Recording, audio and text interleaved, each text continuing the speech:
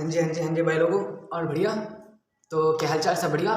तो आज का जो हमारा टॉपिक है वो है आर्किमिडीज प्रिंसिपल पे बेस्ड है। आर्किमिडीज प्रिंसिपल होता क्या है और कौन सी चीज़ पानी में तैर जाती है और कौन सी चीज़ पानी में नहीं तैर पाती है, क्या रीज़न है बोट का पानी में तैर जाना और क्या रीज़न है कि एक सुई का पानी में डूब जाना।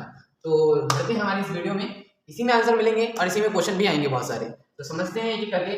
आर्किमिडीज प्रिंसिपल कहता क्या है बेसिकली कि व्हेन एन ऑब्जेक्ट, जब कोई object, when an object is completely immersed, when an object is completely immersed is a buoyant force, it experience a buoyant force। तो कहता क्या है, when an object is completely immersed in a liquid it experience a buoyant force। जब एक object completely, पूरी तरीके से पानी के अंदर या फिर बोलो कोई तरल वस्तु के अंदर पूरी डूब जाती है तो वो एक बायरेंट फोर्स को एक्सपीरियंस करती है, महसूस करती है। क्या करती है? महसूस करती है, बायरेंट फोर्स को महसूस करती है। विच इज, अब ये क्या कहता है विच इज, अच्छा बायरेंट फोर्स बोल या आप थ्रस्ट बोल लो, बात बराबर है, कोई दिक्कत तो नहीं होगी। अब मैं क्या बोल सकता हूँ कि विच इज इक्वल टू, ये किसके बराबर होता है? Buoyant force. Which is equal to object, sorry, which is equal to the weight of liquid displaced by an object। जो उस ऑब्जेक्ट के द्वारा पानी डिस्प्लेस हुआ है उसका वेट किसके बराबर होगा? बायरेंट फोर्स के बराबर होगा। बायरेंट फोर्स होता क्या है? प्रीवियस वीडियो देखो, सर्च करो, एक्सीलेंट स्टडी शॉर्ट बायरेंट फोर्स, मिल जाएगा आपको, जिसका हम आप थ्रस्ट भी बोलते हैं। बिल्कुल बढ़िया बात। अब जो पानी के मतलब तरल वस्तु के अंदर जो तरल चीज है, तरल पदार्थ है, अगर उसके अंदर कोई वस्तु जाती है और पूरी तरीके से डूब जाती है तो वो सबसे पहले कंडीशन क्या है? बायरेंट फोर्स को एक्सपीरियंस करेगी, महसूस करेगी। ठीक है, बायरेंट फोर्स को महसूस करेगी, वो बराबर किसके होगा? जो उस ऑब्जेक्ट ने जितना पानी डिस्प्लेस करा होगा ना उसका वेट मतलब देखो, जितना उसने पानी डिस्प्लेस करा होगा उसका मास है m और उस पर ग्रेविटेशन फोर्स लगा g, mg क्या हो गया? w बराबर वेट हो गया। तो इट्स लाइक अ फोर्स। अगर मैं f बराबर m e की बात करूं, यहाँ भी मास है और एक्सीलरेशन है यहाँ पर, तो ये f किसके सिमिलर हो जाएगा? वेट के सिमिलर हो जाएगा। कोई दिक्कत तो नहीं रहेगी? बिल्कुल नहीं रहेगी। अब मैं बोल सकता हूँ weight just like a force, ये फोर्स की तरह होता है। ठीक है, तो मैं क्या बोल सकता हूँ? बायरेंट फोर्स बराबर वेट ऑफ लिक्विड डिस्प्लेस, जितना लिक्विड डिस्प्लेस हुआ है उस ऑब्जेक्ट के द्वारा उसका वेट। ठीक है, इतना नोट कर लो। क्या नोट कर लो? कि जो बायरेंट फोर्स होगा वो किसके बराबर होगा? Wait of liquid displace. आपको एक जानकारी देता हूं मैं, नोट में लिख लेना कि 1 kg, अगर 1 kg मास है तो उस पर लगने वाला बायरेंट फोर्स कितना होगा? 10 न्यूटन होगा। क्यों भाई साहब? क्योंकि वेट बराबर क्या होता है? mg होता है। m कितना है? 1 है। g कितना है? 10 ले ले या 9.8 ले ले। जनरली हम इक्वेशन को इजी करने के लिए, क्वेश्चन को सॉल्व करने के लिए हम आसानी से हम 10 वैल्यू ले लेते हैं। अगर गिवन हो तो तुम्हें वही लेनी है। तो ये क्या आ गया? 1 इंटू 10 न्यूटन। ठीक है, वेट कितना आ गया? 10 न्यूटन आ गया। तो 1 kg मास पे लगने वाला बायरेंट फोर्स 10 न्यूटन है। नोट कर लेना। इतनी बात समझ आती है? आर्किमिडीज प्रिंसिपल होता क्या है? When an object is completely immersed in a liquid it experience a buoyant force, ये बोलो upthrust, which is equal to the weight of liquid displaced by an object या बाय द ऑब्जेक्ट। ठीक है, देख लेते हैं हम application based on Archimedes principle. Archimedes principle के ऊपर कौन कौन से जो एप्लीकेशन है वो बेस्ड होती हैं, ये पेपर में आने वाले हैं। जनरल क्वेश्चन है जो आते हैं, एंट्रेंस एग्जाम में भी आते हैं, आपको मैं प्रूफ भी दिखा दूंगा, ये आए हुए हैं। ठीक है, तो एप्लीकेशन क्या है? नंबर 1 पढ़ डाले ना, नोट्स बना लो। Application of Archimedes principle number 1 पे आता है। आपने देखा होगा, क्या देखा होगा कि जो हमारे पे हाइड्रोमीटर होता है, जो हमारे पे हाइड्रोमीटर होगा, चलो उसको भी छोड़ो। सबसे पहले लिखना रिलेटिव डेंसिटी को, कोई कॉन्सेप्ट। जो रिलेटिव डेंसिटी होती है, रिलेटिव डेंसिटी ऑफ ऑब्जेक्ट, ये यूज होता है कौन? Archimedes principle. आर्किमिडीज प्रिंसिपल किसका यूज करते हैं? आर्किमिडीज प्रिंसिपल से हम रिलेटिव डेंसिटी जो ऑब्जेक्ट की रिलेटिव डेंसिटी है उसको निकालने में हमारे मदद देता है आर्किमिडीज प्रिंसिपल। और दूसरा नंबर पे हेडिंग डाल देना, पॉइंट डाल देना कि जो आपका हाइड्रोमीटर होता है और लेक्टोमीटर होता है, lactometer and hydrometer are based on Archimedes principle. जो हाइड्रोमीटर है और लेक्टोमीटर है ये कितने बेस है, आर्किमिडीज प्रिंसिपल के ऊपर बेस है। हाइड्रोमीटर और लेक्टोमीटर किस पे बेस हैं, आर्किमिडीज प्रिंसिपल। अच्छा, अब जल्दी से मुझे बताओ हाइड्रोमीटर की यूज हम किस लिए करते हैं और लेक्टोमीटर की यूज हम किस लिए करते हैं, जल्दी बताइए। हाइड्रोमीटर की यूज किस लिए करते हैं और लेक्टोमीटर की यूज किस लिए करते हैं। देखो लेक्टोमीटर की यूज करते हैं हम find to determine the purity of milk. दूध की शुद्धता मापने के लिए, डिटरमाइन करने के लिए हम यूज करते हैं लेक्टोमीटर का। टू डिटरमाइन द प्योरिटी है भाई साहब, प्योरिटी ऑफ मिल्क, ठीक है। प्योरिटी ऑफ मिल्क को हम यूज करते हैं डिटरमाइन करने के लिए। और हाइड्रोमीटर किस लिए यूज करते हैं, फटाफट बताओ हाइड्रोमीटर हम किस लिए यूज करते हैं। अच्छा, ये क्वेश्चन कैसे आता है तुम्हें पता है कि हाइड्रोमीटर किस पे बेस है, लेक्टोमीटर किस प्रिंसिपल पे बेस्ड है। आपके ऑप्शन आ जाते हैं, देखो मैं क्वेश्चन लिखता हूं। Lactometer are based on which principle, किस प्रिंसिपल पे बेस है। पॉइंट नंबर 1 आपका आता है न्यूटन्स लॉ। ऑप्शन नंबर 2 आता है यहाँ पे, ऑप्शन नंबर 2 आता है आपके पास कंजर्वेशन ऑफ मोमेंटम दे देगा। पॉइंट नंबर 3 दे देगा कंजर्वेशन ऑफ एनर्जी दे देगा। एंड पॉइंट नंबर 4 दे दिया आपको आर्किमिडीज प्रिंसिपल। तो आर्किमिडीज प्रिंसिपल पे क्या करना है, टिक लगा देना है, चाहे वो हाइड्रोमीटर हो चाहे वो लेक्टोमीटर हो। अच्छा, जानकारी आपको दे दी थी हाइड्रोमीटर होता है किसके, कमेंट करके बताना, आपको बता देता हूँ पहले बताता हूँ। अच्छा, यहाँ पर याद कैसे रखोगे, आर्किमिडीज प्रिंसिपल रिलेटिव डेंसिटी को मेजर करने में हेल्प करता है, बिल्कुल ठीक है। तो हाइड्रोमीटर भी डेंसिटी ऑफ ऑब्जेक्ट की डेंसिटी को फाइंड करने में मदद करता है, डेंसिटी ऑफ लिक्विड, इसको डिटरमाइन करने के लिए, इसको पता लगाने में आर्किमिडीज प्रिंसिपल का हाथ होता है बहुत बड़ा। इतनी बात समझ आई। रिलेटिव डेंसिटी का कॉन्सेप्ट, हाइड्रोमीटर लेक्टोमीटर, और lactometer are based on which principle, ऐसे क्वेश्चन आ सकते हैं hydrometer are based on which principle. 4 option दिए हैं, टिक करो, तो एपी पे लगा देना आर्किमिडीज प्रिंसिपल पे। अच्छा, चौथी बात, दूसरी बात तो जान ली थी आपने, तीसरी बात और समझ लो। तीसरी बात क्या है, जो शिप होते हैं ना, शिप के डिजाइन होते हैं, जो बोट के डिजाइन होते हैं, सबमरीन हो गया, इनकी डिजाइनिंग में भी जो हाथ होता है ना कहीं वो आर्किमिडीज प्रिंसिपल पे होता है, क्योंकि यही हमसे बताता है डूबने वाली कॉन्सेप्ट, कौन सा सिंक करेगा, कौन सा फ्लोट करेगा। तो ऐसी चीजें ना आपको जानने को मिलेगी अभी, बहुत अच्छे से जानने को मिलेगी। बस बने रहें हमारे चैनल पे, वीडियो पे देखते रहें, पता चलता रहेगा आपको। तो फटाफट मेरे साथ बोलो। पहला एप्लीकेशन में सबसे नंबर 1 पे आता है रिलेटिव डेंसिटी का कॉन्सेप्ट। पॉइंट नंबर 2 आता है hydrometer and lactometer. Hydrometer density of liquid पता लगाएगा और lactometer purity of milk measure करेगा, डिटरमाइन करेगा, ठीक है। और इससे ये मेजर इसका यूज करते हैं हम शिप और सबमरीन की कंस्ट्रक्शन में भी इनका यूज होता है, ठीक है। देखिए, अब हम जानते हैं वाई ऑब्जेक्ट फ्लोट और सिंक इन ए लिक्विड। क्यों ऑब्जेक्ट फ्लोट करता है या फिर डूबता है। फ्लोट मतलब होता है तैरना, फ्लोट मतलब होता है तैरना, और सिंक का मतलब होता है डूबना। फ्लोट मतलब तैरना होता है और सिंक मतलब होता है डूबना। क्यों ऑब्जेक्ट डूब जाता है या तैर जाता है लिक्विड के अंदर, बहुत अच्छा सा कॉन्सेप्ट है, उसको समझेंगे बारीकी से। देखो, एक है हमारे पे कंटेनर, ये है कंटेनर, ये कंटेनर है एक डॉगी का कंटेनर है, इसमें डॉगी पानी पीता है, और ये डॉगी की हमने डाली हड्डी, अब ये बताओ ये डूबेगा या फिर तैरेगा, ऊपर ही तैरेगा या अंदर तैरेगा या नीचे आराम से बैठ जाएगा डूबकर। तो कंटेनर को हम मिटा देते हैं और आप इस हड्डी को गौर करिए। अब हड्डी पे ना 2 फोर्स लग रही हैं। कितनी फोर्स लग रही है, 2 फोर्स लग रही है। एक तो इसका वेट लग रहा है, क्या लग रहा है, वेट लग रहा है, वेट ऑफ ऑब्जेक्ट है ना। एक तो इसका वेट है नीचे की ओर लग रहा है जो एक्ट हो रहा है, जी लग रहा है ना, mg आगे भूल जाते हो। और दूसरा जो है इस पे अपथ्रस्ट लग रहा है।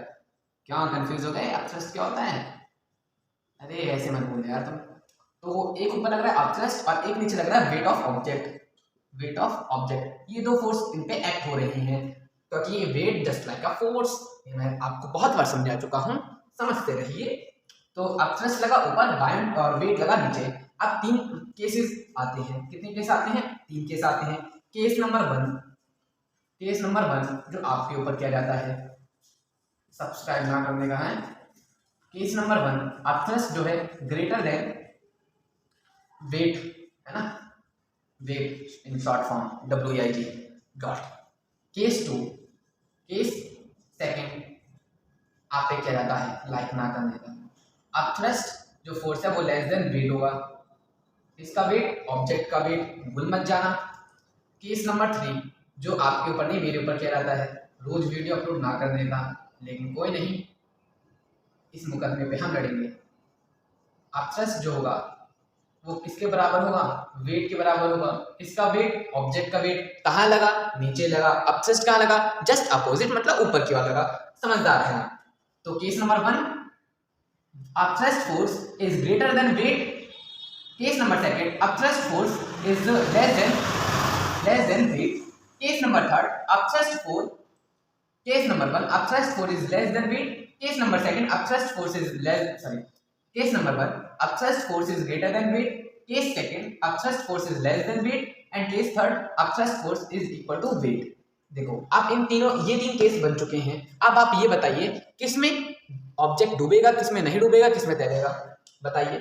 अच्छा, एक एक एक एक दो तीन, देखो एक एक एक दो तीन। Upthrust force is greater than weight. अगर अपथ्रस्ट फोर्स, ऊपर वाला फोर्स, ऊपर लगने वाला फोर्स, देखो ये है, एक मैं इधर खींच रहा हूँ, एक मैं इधर खींच रहा हूँ। देखो ये ऑब्जेक्ट है, कंटेनर में है मान लो किसी लिक्विड के। अब एक फोर्स नीचे लगा, ये देखो ये जा रहा है, दूसरा फोर्स ऊपर खींच रहा है, ठीक है। अगर ऊपर वाला फोर्स इस वाले फोर्स से ज्यादा हुआ तो ये ऊपर भग जाएगा, ऊपर भग जाएगा। तो इसमें क्या समझ आता है? फ्लोट करेगा, फ्लोट करेगा, हाँ फ्लोट करेगा, ऊपर रहेगा, तैरेगा। Case number second, upthrust force is less than weight. Upthrust force is less than मतलब छोटा है, किससे छोटा है? वेट से, मतलब नीचे जा रहा है। तो इसमें क्या होगा? सिंक होगा।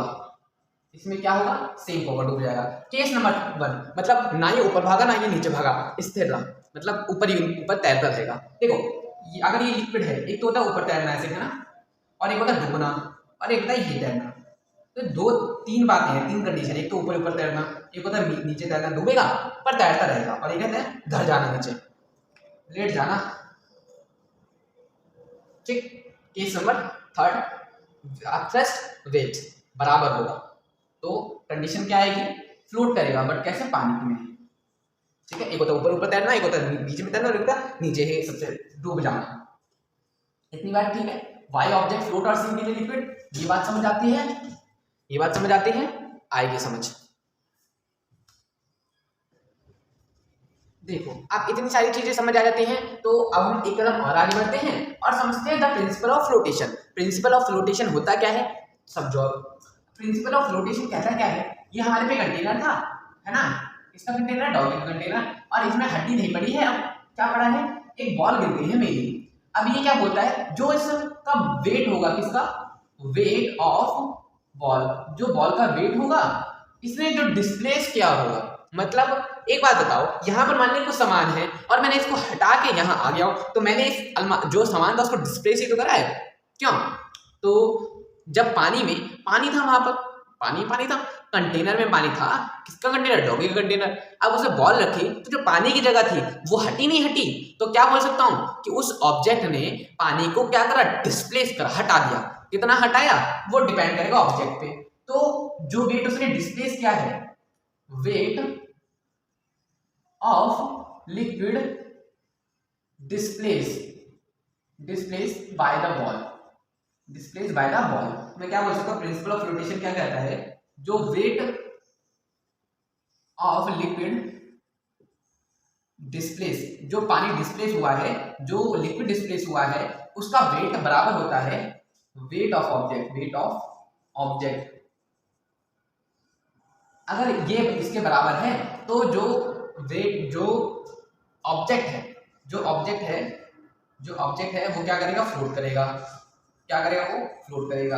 ये कंडीशन है। ये कहता है हमारे पे प्रिंसिपल ऑफ फ्लोटेशन। बहुत सरल शब्दों में, बहुत आसान सी बातों में, बिना कुछ कहे बिना कुछ लिखे, बस थोड़ी सी जानकारी है कि अगर ये बॉल यहाँ पानी के अंदर है तो इस पर एक तो वेट ऑफ बॉल लगेगा और दूसरा इसमें जो डिस्प्लेस किया होगा पानी को उसका वेट होगा। तो अगर ये दोनों बराबर हैं तो वो लिक्विड, जो वो ऑब्जेक्ट है उस लिक्विड में क्या करेगा, फ्लोट करेगा, तैरेगा। तो ये हमारे पे प्रिंसिपल ऑफ फ्लोटेशन है, बहुत सरल शब्दों में। अब हम जानते हैं अगला अपना टॉपिक। तो आप देखते हैं डेंसिटी ऑफ फ्लोटिंग लिक्विड। तो लॉ प्रिंसिपल ऑफ फ्लोटेशन को समझ लिया, अब डेंसिटी का खेल भी समझ लो। इसमें डेंसिटी का क्या रोल है, ये दोबारा हमने बनाया कंटेनर, बार बार कंटेनर गायब हो जाता है डॉगी का, परेशान होता है डॉगी, पर हमें कोई दिक्कत नहीं है क्योंकि हमारे बाइक वाले को बहुत परेशान करते हैं, कोई दिक्कत नहीं है। ये हमने दोबारा एक बॉल डाली बिल्कुल डाली। अब इस बॉल को डाला है ना, ध्यान से समझने, बॉल मिलने वाली नहीं है तुम्हें, डॉगी खा जाएगा ये खा जाएगा, है ना, लगता नहीं डॉगी। अब देखो डेंसिटी का क्या रोल है, इसमें दो चीजें हैं, एक लिक्विड है और एक ऑब्जेक्ट है इस कंटेनर में, तो दो चीजों का खेल आएगा, एक डेंसिटी ऑफ लिक्विड, एक डेंसिटी ऑफ लिक्विड आएगा और एक डेंसिटी ऑफ ऑब्जेक्ट आएगा। Density of liquid and density of object, ये दो चीजें होंगी क्योंकि कंटेनर में दो ही चीजें हैं। अब इसमें भी तीन केस बने, इसमें भी तीन cases arise. Case number one, case number first क्या है, अगर density of object is greater than density of liquid, अगर density of object greater than हुआ डेंसिटी ऑफ लिक्विड के, तो क्या होगा। केस नंबर सेकंड, अगर density of object less than हुआ डेंसिटी ऑफ लिक्विड के, तो क्या होगा। और केस नंबर थर्ड, वही चीज है, density of object is equal to the density of liquid हुआ, तो क्या होगा। देखो केस नंबर फर्स्ट की अगर बात करें, अगर डेंसिटी ऑफ ऑब्जेक्ट ज्यादा हुआ डेंसिटी ऑफ लिक्विड से, तो ऑब्वियसली बात है, देखो डेंसिटी होता है क्या है, गाढ़ापन होता है, किसमें कितना ज्यादा लोग हैं। अब एक बात बताओ, ये हमारे पे इतनी सी जगह है, इतनी सी जगह में अब मैं एक इकलौता हूँ यहाँ पर, अब भाई 6-7 लोग और आ जाए तो यहाँ की डेंसिटी क्या होगी, बढ़ जाएगी। छोटे से एरिया में ज़्यादा से ज़्यादा चीज़ कर लें उसकी डेंसिटी बढ़ जाती है। तो इसी तरीके से केस अराइज होते हैं, अगर डेंसिटी ऑफ ऑब्जेक्ट ज़्यादा होगा डेंसिटी ऑफ लिक्विड के, तो समझ लो भाई सिंक है, डूबेगी, हाँ डूबेगी। डेंसिटी ऑफ लिक्विड अगर लेस देन है density of liquid, density of object अगर लेस देन है डेंसिटी ऑफ लिक्विड के, तो ये समझ लो फ्लोट करेगी, तैरेगी। अगर डेंसिटी ऑफ ऑब्जेक्ट बराबर है डेंसिटी ऑफ लिक्विड के, तो भी फ्लोट करेगी। अंतर मैंने आपको बता दिया है, पानी के अंदर तैरेगी, है ना। एक होता है पानी के ऊपर तैरना, एक होता है पानी के अंदर तैरना, और एक होता है सबसे नीचे डूब जाना। ठीक है, डूबना वो नहीं है यार, तुम नीचे नीचे स्विम कर रहे हो, ये तो ना डूब गए तुम, मैं जिंदा हो, तुम डूबे नहीं हो। डेंसिटी का खेल समझ लिया।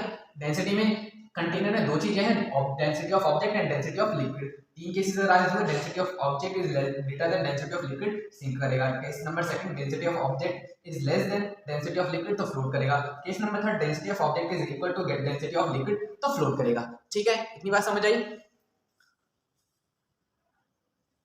हाँ जी, अब तुमने इतनी सारी चीजें पता कर ली हैं, तुमने इतनी सारी चीजें जान ली हैं। अगर इतनी सारी चीजें जान ली हैं, अब तुम इस लायक हो कि इस क्वेश्चन का जवाब दे सको। How does a boat float in A water, क्यों एक बोट तैर जाती है पानी में।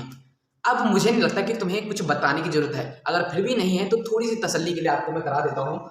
और आइंदा अगर आपसे कोई पूछे क्यों तैर जाती है, तो रीजन सटीक आपके मुंह पे, आपके जवान में होना चाहिए। देखो ये ऑब्जेक्ट है, ये दो लोग हैं, ठीक है, चिंकू पिंकू, ये चिंकू ये पिंकू। अब चिंकू पिंकू कहीं सैर कर रहे, अब सैर करने गए पानी में।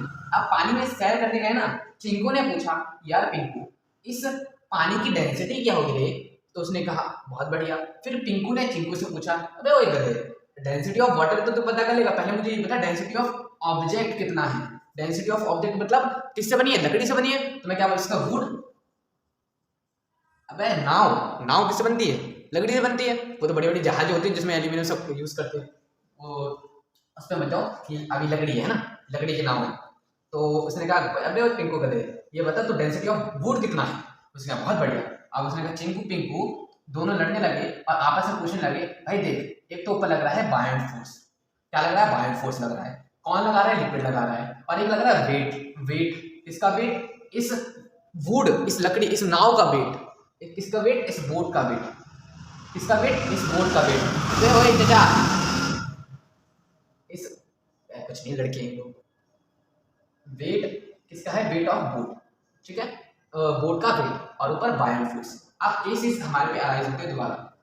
केस नंबर 1, अदालत में आपके खिलाफ केस किया जाता है कि बोट क्यों तैर रही? तो चिंकू पिंकू आराम से मटर गश्ती करते करते अपनी डेंसिटी तक पहुंच गए। अरे इनकी डेंसिटी है ये, डेंसिटी वाला क्वेश्चन। तो केस नंबर 1 क्या अराइज हुआ? देखो, अगर बायोन फोर्स मैं क्या बोल सकता हूँ? Case number 1, if buoyant force अगर greater than equal to weight होगा किसका? बोट का, जब तैरेगा। इसमें फ्लोट बताना है भाई, क्यों तैरता है, ये नहीं कि फ्लोट और सिंक दोनों ऑप्शन नहीं। बायोन फोर्स अगर बराबर होगा तो तैरेगा, और ज्यादा होगा वेट ऑफ बोट से तो तैरेगा। अगर छोटा हुआ तो नहीं तैरेगा, रूठ जाएगा, चिंकू पिंकू रूठ जाएंगे फिर। अब अगर देखो, बायोन फोर्स और वेट का समझ लिया रोज। अब दूसरी है डेंसिटी। डेंसिटी ऑफ वुड क्या होगी? Less than equal to density of water. अगर वाटर की डेंसिटी के बराबर और वाटर की डेंसिटी के इक्वल होगा तो ये तैरेगी, ठीक है। हालांकि वुड की डेंसिटी जो है कम होती है। अगर मैं यहाँ पर कोई वुड की जगह कोई ऑब्जेक्ट लिख दूं तो कैसे कहोगे आप वो तैरेगा नहीं तैरेगा? तो इसलिए मैंने greater less than equal to डाला है, इसे बोलते हैं लेस देन इक्वल टू, छोटा बराबर। केस नंबर थर्ड, भूल गए तुम प्रिंसिपल ऑफ फ्लोटेशन को? अप्लाई कर दो। क्या कहता है वो? क्या कहता है? वेट ऑफ ऑब्जेक्ट मतलब वेट ऑफ बोट इसके बराबर होनी चाहिए wait of liquid displace bye boat के द्वारा। Weight of object is displace bye boat, जो बोट के द्वारा जो पानी डिस्प्लेस हुआ है उसका वेट अगर बराबर है तो ये तैरेगा। कितनी चीजें ध्यान दी? Case first, buoyant force is greater than equal to weight of boat, and case number 2, density of wood is less than equal to density of water, and case number 3 is arise weight of object is equal to weight of liquid displaced by boat। धन्यवाद, बहुत बहुत शुक्रिया, बहुत बहुत स्वागतम, ठीक है। इतनी बात समझ आई। अब आप कोई सा भी सवाल कर सकते हैं, बिल्कुल कर सकते हैं, ठीक है। इस पे बेस्ड कर सकते हैं, जो फ्लोटेशन पे अगर बेस आएगा कि ये चीज़ तैर सकती है, वो चीज़ क्यों नहीं तैर सकती। तो मुझे लगता है कि आई थिंक 60% तो हमने आ गया होगा, मैंने दोबारा देख लेना, समझ आ जाएगा। तो हाल चाल अपने बढ़िया बनाए रखना, मिलते हैं सेकंड वीडियो में, तब तक के लिए।